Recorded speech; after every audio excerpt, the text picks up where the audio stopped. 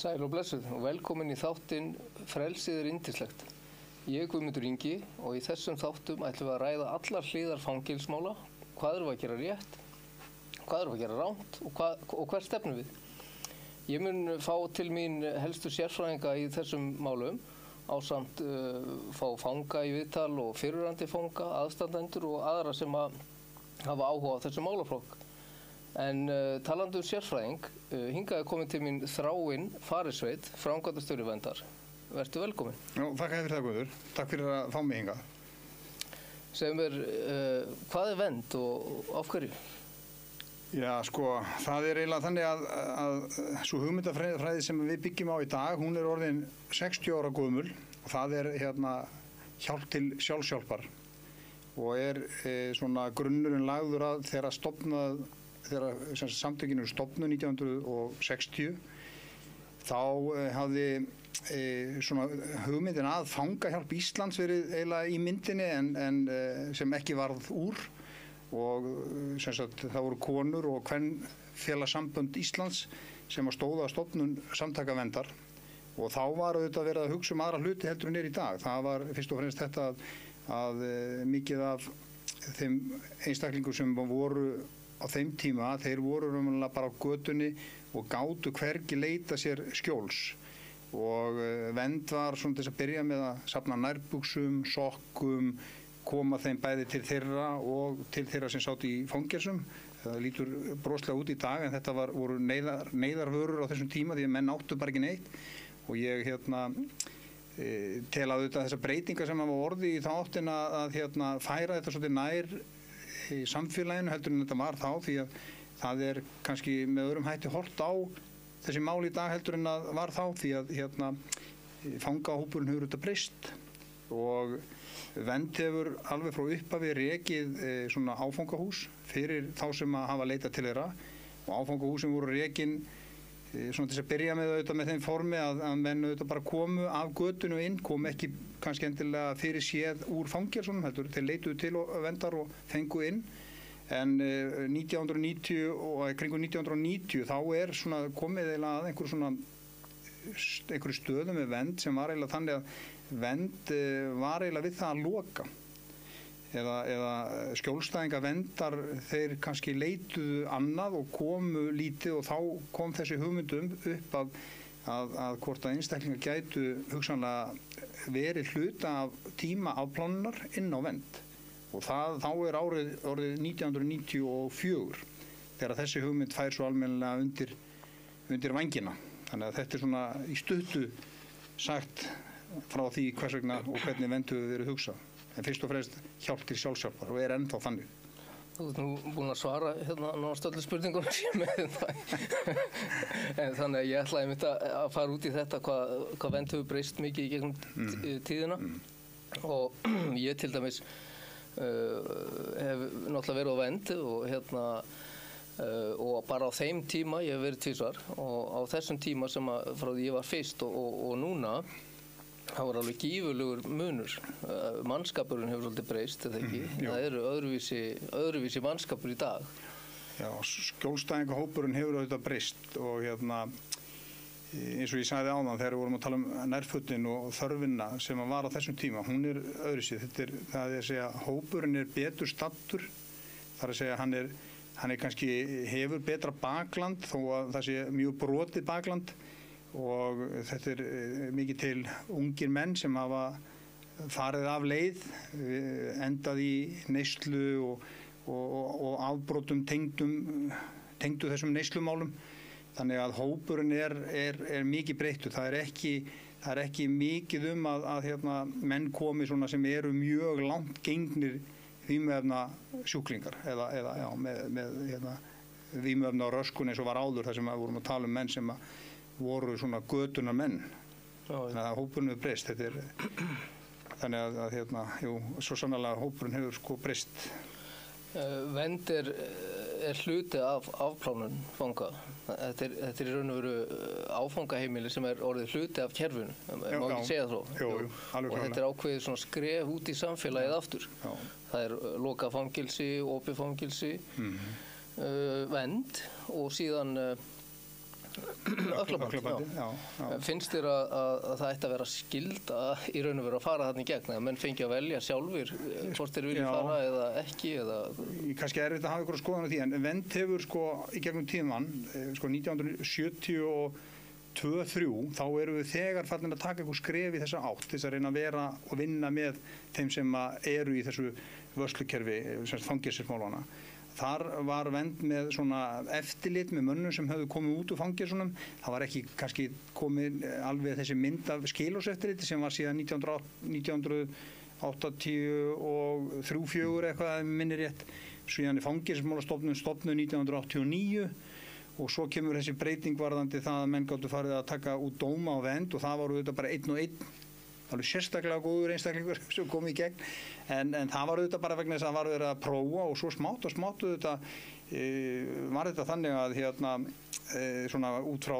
jafnréttissjónarmiðum þá var auðvitað mjög erfitt að segja að A geti komið en ekki B og svo fram til götunum og þó að við séum auðvitað svolítið fastir í því ennþá en það tengist ekki alveg þessari leið sem fullnustan var á þessum tíma en þá máttu ekki koma einstaklinga með þunga fíkniefnadóma ekki manndráp og svo fram til götunum þannig að það var sortirast mikið út og það voru auðvitað ekkert mjög margir sem kom í gegn en byrjunin var allavega góð og lofaði góðu og þannig að seinna meira auðvitað eins og þú veist þá hef ég eða vernd sóst í það að reyna að opna meira á það að það sé miklu eðlilegra að menn taki út langan tíma í svona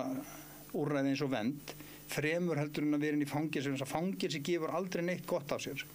og aldrei til þess fallið að veita mönnum einhverja góða leið út í lífið og svona sér skildu afplánun eins og ég horfa á það með sér ákvæðum að menn getur komið í gegnum vernd þá auðvitað hægt að hafa áhrif á það hvað menn gera með jákvæðum hætti þannig að þeir fá að velja það sjálfur og þannig að á þessum tíma hefur náttúrulega verið að sækjast eftir því að menn getur verið lengur og lengur og þannig að vernd hefur auðvitað þetta hlutverk að mínu áliti og skyldu hvort að menn getur farið einhvern veginn fram hjá þessu kerfi ég ekkert viss um að það sé endilega gott ég held að það sé mjög gott einmitt og ég heyri það og hitti oft strákar sem hafa komið í gegnum vernd að þeir hafi fundist rosalega óþægilt að vera að fara eftir öllum þessum reglum en þeir sem hafa svo náð áttum, þeir segja við mig í dag að án þessara reglna, þá hefðu þau líklega aldrei átt að segja á því hvert þeir voru að stefna. Og þeir þakka þar þó að það hafi verið erfitt á þeim tíma sem þeir voru að mæta klukkan 6 og fara klukkan 7 og allt þetta sem fylgir því að vera í vinnu, hafa starfskyldur, það eiginlega hafi hjálpað frekar en allt annað og verið þakkláttur fyrir það. Þannig ég held jú að það skiptir máli að undirbúningurinn af rafrænu eftirliti sé frekar aðlöðunin sem fer þarna fram, frekar en að menn sitja þann tíma sem annars verður á vernd inn í fangelsið, alveg klárlega. Við erum sammála þar, fangelsi skemma og þetta er mikilvægt skref út í samfélagið aftur og ég hef alltaf sjálfur verið mjög hrifinn af vernd, eða slíku úrræði. Ég kannski ekki, mér hefur stundum fundist að ríkið eigi að reka þetta sjálft, en nú erum við örugglega að byrja í fangelsismálunum á svipuðum tíma, held ég, þú byrjaðir 2000 eða? 1987 komuðin, þá varst þú eiginlega bara í skóla. Já, ég kom í fangelsiskerfi 99, desember 99. Akkurat, já. En hvað já, við fáum hjá afstöðu mikið að símtölum varðandi vernd, eða svona gegnum tíðina höfum við fangar kannski kvarta yfir of stífum reglum, að sé of vel fylgst með þeim, vilja fá breytingar og annað og það hafa alveg verið töluverta breytingum í gegnum tíðina. Við höfum aðeins komið að því líka með ykkur að tíminn, til dæmis helgar, útivistatíminn hefur verið lengdur, tíminn, afplánunartíminn raun og veru líka, hann var 9 mánuðir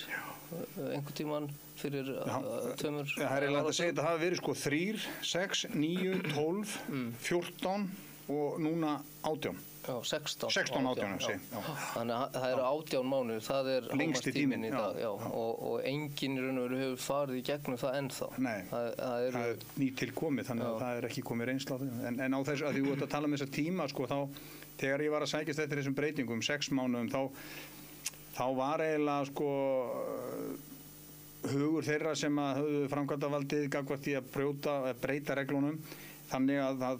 þeir töldu það alveg útséð að menn gætu ekki verið á vernd í 6 mánuði. Já. Og hvað þá þegar að koma 9 mánuðunum. Og þetta alls ekki hægt með 12 mánuðum. En svo eftir þessar breytingar eins og þú þekkir sjálfur að menn geti verið þarna í 16 mánuði sem hefur sýnt sig að því að það eru nokkuð margir búin að fara í gegn svoleiðis. Það ekkert nema bara gott og alltaf miklu betra heldur en raunverulega það að hafa menn í fangelsi. Ég tel það alveg klart mál. Ég get alveg viðurkennt að maður var orðinn svolítið þreyttur eftir 16 mánuði, sko,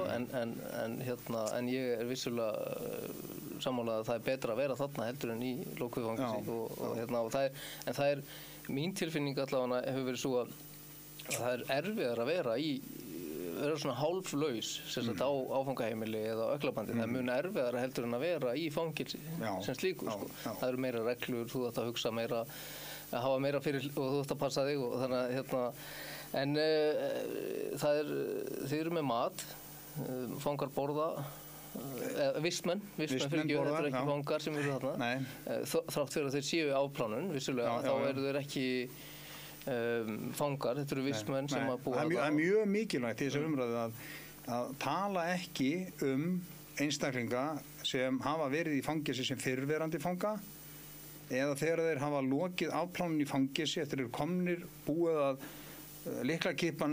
ristist síðast við lokun á klefanum eða þar sem þú ferð út úr fangelsinu, þar með ertu ekki lengur fangi að mínu áliti og ég held að það sé alveg klártmál að þetta auðvitað bara fullkomlega alveg í skjön við orðanotkun að tala einstaklinga sem fanga. Því það er engin fanginum í fangelsi sé og þegar að þú ert komin inn á vernd þá ertu þar auðvitað bara með þau skilyrði og þú ert í fullnustu utan fangelsa. Það sama á við rafrænt eftirlit og við þegar menn er í samfélagsþjónustu. Og hvers vegna er það svona mikilvægt að því að við höfum verið að brenna okkur á því að stjórnvöld, sveitarfélög og aðilar sem koma að þessum málum þar sem að þarf að leita eftir einhvers konar leiðsögn eða aðstoð, fjármálagjörningum með einhver slíku, þá gjarnan bent á það sko að það sé ekki hægt að veita þá þjónustu þar sem þessir einstaklingar eru fangar. Og ef maður skoðar þetta lagateksta og svoleiðis við fullnustu refsinga, þá ekkert skrítið að menn haldi þetta. Það er svolítið mikill misskilningur stundum varðandi þetta. Textin er bara allavega. Já, við fengum bara símtal í dag, síðast í dag, og þá var Vinnumálastofnun að hafna manni hlutabótaleið því að hann er á vernd. En nú var fyrir nokkrum árum, þá kom stórt mál sem var til þess að þið ákváðuð að hleypa ekki öllum á vernd eða draga mörkin við til dæmis fá kynferðisafbrotamenn eða sem hafa verið dæmdir fyrir barnaníð ekki að vera á vernd. Hefur það eitthvað breyst eða á að breyta því eða? Sko, ég hef alltaf verið á því að allir sem eru í fangelsi eigi að hafa sömu réttindi, þar segja þessi jafnræði sjónarmið. Við hins vegar á þessum tímapunkti þegar þetta gerist 2004-2005 þá okkur eiginlega bara stillt upp við vegg og samfélagið, því nær samfélag verndar viðkvæmt og þarna eru skólar, íþróttamannvirki, leikskólar, kirkja og svo farandi göttunum og allt hverfið raunverulega reis einhvern veginn upp og haldnir voru margir fundir og þarna þýðir ekkert að benda á eða rökræða einhverja hluti sem eru réttir í þessu, til dæmis eins og að því að við drögum mörki við 15 ára aldur sem raunverulega kynferðislegu lögaldur einstaklinga að maður eða kona sem brýtur gegn barni sem undir þessum aldri hefur ekki þann rétt að koma til okkar. Að á þessum tímapunkti sem að þetta að gerast þá reynum að stíga fram og segja, þú veist, vitið hvar þessi brot eru framin, vitið hvar þau eru framin og vitið hver áhættan er. En þegar það kemur að þessum brotaflokki þá er ekkert svona hægt að leggja til. Þannig að við urðum bara að setjast á þá sæng sko að að ákveða annarkvort að loka eða finna einhverja leið með samfélaginu og úr því var að við samþykktum það að þessir einstaklingar kæmu ekki inn á vernd sem hefðu brotið gegn börnum eða þannig að þessi börnum er 18 ára en kynferðislegu lögaldur er 15 ára og þar við situr. Það breytir hins vegar ekki því að ég er þeirra skoðunar að það eigi að leita leiða til þess að samfélagið finnir sig knúið til þess að hafa öryggi þar sem það er og við veitum öryggi þó að þessir einstaklingar væru hjá okkur. Og ég er auðvitað búin að hugsa þessi mál mjög mikið og ég er auðvitað komin á leið sem gæti alveg verið fær en hún er bara ekki alveg til umræðu til þess að gera en ég er þeirra skoðunar að það eigi að leita leiða því að það er mikið réttlætismál fyrir alla í sjálfum sér þó að það sé á aðra hallað varðandi það hvaða tilfinningar menn hafa til brotaflokksins að þá er það skiptir að máli fyrir þann sem er að taka út að hann njóti sömu rétt á aðrir. Þannig á kerfið að virka. Já, þetta hefur verið svolítið vandamál fyrir okkur því við erum auðvitað hagsmunafélag og grasrót allra fanga, ekki bara sumra þannig að við erum að fá náttúrulega svolítið af kostunum varðandi þetta og það er erfitt að reyna að útskýra að sumir megi ekki fara og þeir í raun og veru það er ekkert hægt að gera í því sko, þeir eru náttúrulega ekki ríkisstofnun sem hægt að kæra þannig að þetta hefur verið svona svolítið vandamál en mér langaði svona að færa mig aðeins út í varðandi endurkomutíðni við höfum svona sko auðvitað eru ekki allir sem fara á vernd og þeir sem fara í gegnum vernd karlmenn þeir eru að sem sagt er ekki rétt hjá mér það er svona kannski 8-10% fall af þeir sem fara í gegnum verndina. Já, þá mennur þeir sem að ljúka ekki. Já, það er kringum 8-10% svona mismunandi en þetta hefur verið svona 8% af þeim sem að koma á vernd sem að í rauninni brjóta reglur þannig að þeir eru vistaðir að nýju í fangelsi. Já. En svo þegar við komum á kvenfólki þá er það kannski 90% sem að... Nei, ég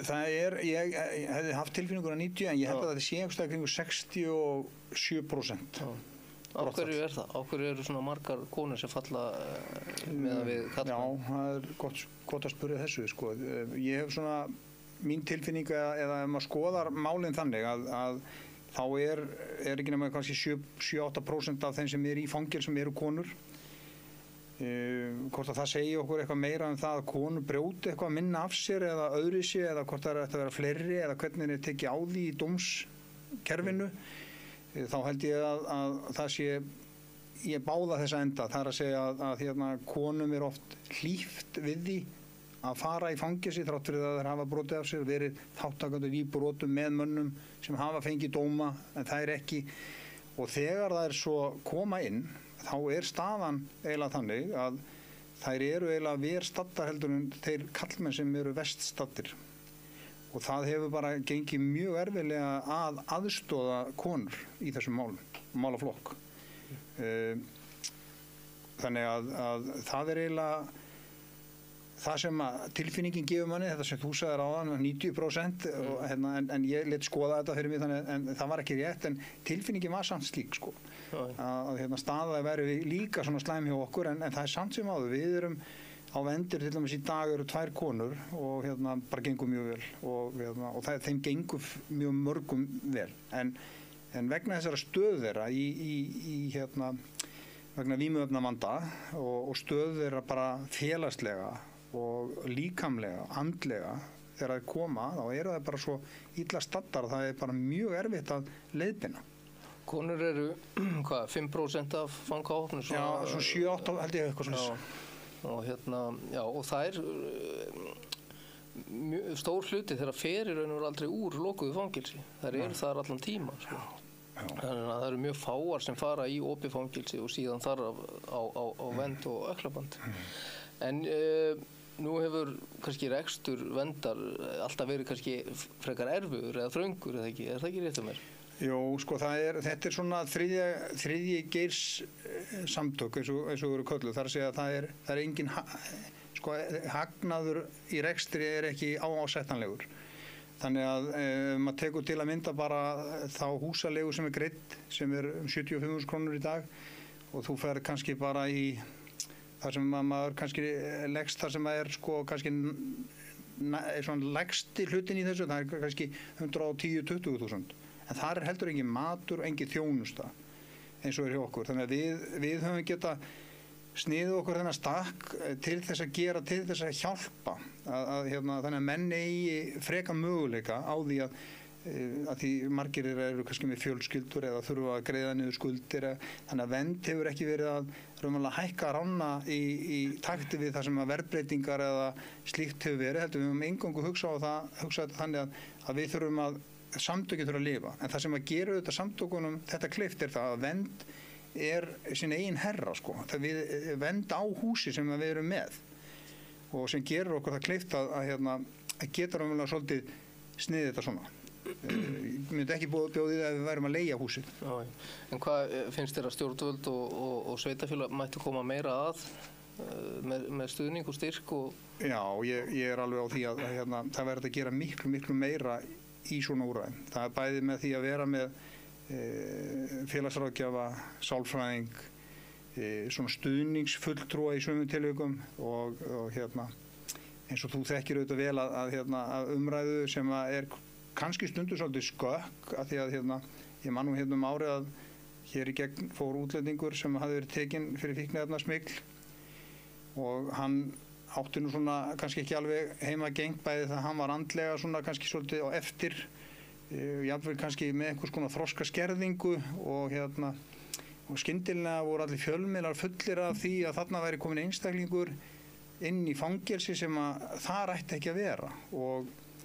en ef maður horfir á yfir hópinn af þeim einstaklingum sem við höfum verið með þá er þetta alls ekkert einstæmi eða eitthvað sérstakt tilvik. Það er bara mjög algengt að ungir strákar eða ungi menn eða ungt fólk hafi raunverulega ekki kannski haft getu til þess raunverulega að meta aðstæðu sína eða vinna úr aðstæðu sínum og eru þess vegna komnir þennan hring. Og það er ekki svo sjaldan sem það er. Þannig að kerfið auðvitað allt ættu auðvitað að vinna saman þannig að við gætum stutt við baki á öllum þessum einstaklingum. En það eru hljóta að vera flest sveitafélög að styrkja ykkur, eða ekki? Nei, það eru engin sveitafélög sem styrkja okkur. Okay. Hins vegar höfum við í gegnum árin og auðvitað hef ég leitað til afstöðu við stuðning við að breyta sumum reglum að því að ég hef alltaf hort á vernd sko miklu meira vernd eru náttúrulega svona mannúðarsamtök og við erum ekki svona pólitískur vængur fangana. Það er að segja að reyna einhvern veginn að hafa, þetta eru kerfi í þessu, það er umboðsmaður Alþingis og það eru alls konar umboðsmaður borgarinnar og það er að leita að alls konar svona leiða en afstæði hefur farið þá leið að reyna að leiðrétta hluti sem eru svo persónulega sumir ekki eins og þeir eiga að vera og þar hefur reynst vel og ég fekk nú bara póstöðan daginn þar sem við vorum með að vinna úr einu slíku máli varðandi sveitafélag sem í beinu bara stuðningi við þá sem höfðu leitað til þeirra, höfðu bara sett inn á heimasíðuna hjá sér að einstaklingar sem væru á vernd fengju ekki félagslegan stuðning sem náttúrulega bara alveg rosalega ruglað. Og þannig að þannig höfum við getað unnið þetta bara þannig að við höfum leitað eftir sent bréf og reyndað að fá menn til að breyta hlutum á þeins þó að vera einhvern veginn að hamast í fjölmiðlum eða það virðist vera að skila sér aðeins þetta tiltekna sveitafélag allavega tók þetta og ætlar að breyta þessu já, klárlega og vonandi fleiri gerir það en vernd átti stóramæli í fyrra á COVID-tímum og það var ekki hægt að halda upp á það. Nei. Hvað hvernig stendur til að halda eitthvað upp á það? Já, það er stefna settir bara á það að gera það sem við ætlum að gera síðastu haust, bara í haust og mér sýnir svona að forsendur ætla að verða þannig ef það verður ekki allt bara allt fullt að vernd geti boðið til sín fyrirlesara og sérfræðingum á þessu sviði þar sem að maður myndi kannski reyna að spegla aðeins þetta hvað er til frambúðar og hvað er framtíðin í þessum málaflokki og snerta til dæmis áhuga máli mínu varðandi það að menn er alltaf að tala um eitthvað fyrir utan sko. Það sem að þarf auðvitað að gera það þarf að breyta kerfinu inn í fangelsunum. Það þarf að skipuleggja lyklarinn með allt öðrum hætti. Það þarf að leyfa mönnum sem vilja að nota vímuefni get ekki annað. vera bara með svona eitthvað eins og við köllum bara líknandi meðferð eða það sem við erum að setja upp út allan bæ, þar sem að menn fá bara stuðning, aðstoð, þeir sé ekki refsað, og svo bara annar hluti í fangelsum sem að gera allt aðra hluti. Breyta sogn í meðferð og endurhæfingar fangelsi, þar sem að menn geta verið bæði við fjallgöngur, þú veist, andlega vakningar, kæli meðferð, jóga. Já, þú ert að tala að við þurfum að taka upp endurhæfingarstefnu í fangelsunum, er það ekki? Jú, meðferð og endurhæfingarstefnu. Já, og hætta refsistefnunni, leggja hana niður. Já, klárlega. Já, ég hef auðvitað talað mikið fyrir því, sko, og ég er að vonast til þess að því að ég lagði nú til að því eins og þú veist, þá var þingsályktunartillaga sem Þorsteinn Víglunds hafði lagt til, þar sem að menn ætluðu að fara að endursetja meðferðarstefnu, og ég lagði það til að menn myndu nú bara gleyma þessu hugtaki, því það hefði í rauninni verið gjaldfellt fyrir áratugum síðan. Að menn myndu nú setja nafn á þessa stefnu í fangelsismálum sem hefði einhver gildi, þar að segja, það myndi segja okkur eitthvað, hvað við ætlum að gera, hvernig við ætlum að gera það. Og lagði til að ný stefna í fangelsismálum fengi nafnið meðferðar og endurhæfingarstefna ríkisins í fangelsismálum. Og svo nefnd núna störfum, og ég vona svo sannarlega að menn geri það, því að leið og þú segir endurhæfing, meðferð, við erum ekki endilega að tala að menn fari í einhverja vímöfna meðferð, heldur menn þurfa meðferð fyrir ýmsu, sko, þú veist, það bara inngróið nögl eða... Já, ég meina það segir sér sjálf þegar þú ert komin í fangelsi að það eitthvað sem að þarf að laga. Já, nákvæmlega, já. En við getum, mér langaði aðeins að forvitnast líka bara framtíðar áætlanir fyrir vernd. Hvað ég meina stendur til að setja á nýtt húsnæði, stækka, hefur það eitthvað verið rætt? Sko, það auðvitað ljóst eins og staðan núna að þegar og það gerðist að COVID kom inn, þá var auðvitað búið að vera mjög fullt mjög lengi, og við höfum aldrei verið með neina biðlista, en nú hefur mánuðum þeirra sem eru með lengri dóm með 5 ár fjölgað, og sem eru hverjir að fá bara 3 og 4 mánuði meira, sem þýðir það að menn teppa pláss á vernd lengur. Og þá held ég að sé alveg augljóst og klárt að vernd verður þetta á einhverjum tímapunkti, 1 eða 2 ár, að leita leiða til þess að leysa þau mál, og ef að það verður þá förum við þá vegferð, og alveg klárundi það, hvort að það verði eins hús eða hvort maður væri með íbúðir, eins og ég hef talað í nokkur ár, að menn sem stæðu sér vel á vernd getu fengið fara í annað húsnæði á vernd eftir bara því hvernig þeir standa sig, og þar væri þá einhvers konar stúdíóíbúðir, og þetta segir sér svolítið sjálft bara, þú veist en ég er alveg klár á því að svo endurhæfing sem að menn fá á vernd, til að mynda menn sem eru í starfsendurhæfingu, það er alltaf einhver svona 30% af mönnum, 35% sem eru í endurhæfingu, það er bara, þú veist, að vakna, tannbursta sig, fara í sturtu, fara út, fara til vinnu, vera svo í einhver svona endurhæfingu, bæða við það bara að matreiða, pakka fötum, afhenda fólki eitthvað, vera í samskiptum og svona. Þetta hefur rosalega áhrif á þá sem að fara í gegn. Og oft á tíðum er líka bara þannig að á þessari vegferð þá hitta menn mann, eins og við þekkjum, að allt í einu einhver sem býður einhverjum vinnu sem hefur ekki verið að vinna, og svo vitum við að menn hafa, ég hitt einn núna bara fyrir daginn sem við þekkjum samfélag, sem er bara komið meistararéttindi í hefur orðið málari, þú veist það, strákur sem var alveg með allt svoleiðis einhvern veginn, þetta er svo ótrúlega flott. Svo heyrðum við öðrum daginn að hann var komið með, hann var húsasmiðameistari, múrarameistari, málarameistari, byggingatæknifræðingur, byggingarstjóri, og er að klára eitthvað eitt í viðbúð. En þetta er hægt, en þá þurfa menn auðvitað að halda, vera á þessum brautasporum, þú veist, að halda í hegðunina, þú veist, passa sig að fara ekki út af brautasporunum, að því að eins og ég sagði, flestir þessar einstaklinga, 90-95% af þeim sem fara í gegn eru auðvitað með einhvers konar vímuefna röskun, og það gerir þetta allt miklu flóknara. Maður þarf eiginlega að ná þessu til hliðar til þess að geta haldið áfram, og í flestum tilvikum þar sem mennum tekst þetta, þá eru þetta bara besta starfsfólk sem getur fengið, eru flestir lesblindir, skrifblindir, með ADHD, ofvirkir, Þannig að þetta er ótrúlega kraftmikið fólk. Það er ótrúlega margt sem að við getum rætt. Þannig ég á eftir að bjóða þér velkomin í þáttinn nokkur sinnum held ég. En við látum þessu lokið í dag. Já, takk fyrir mig bara.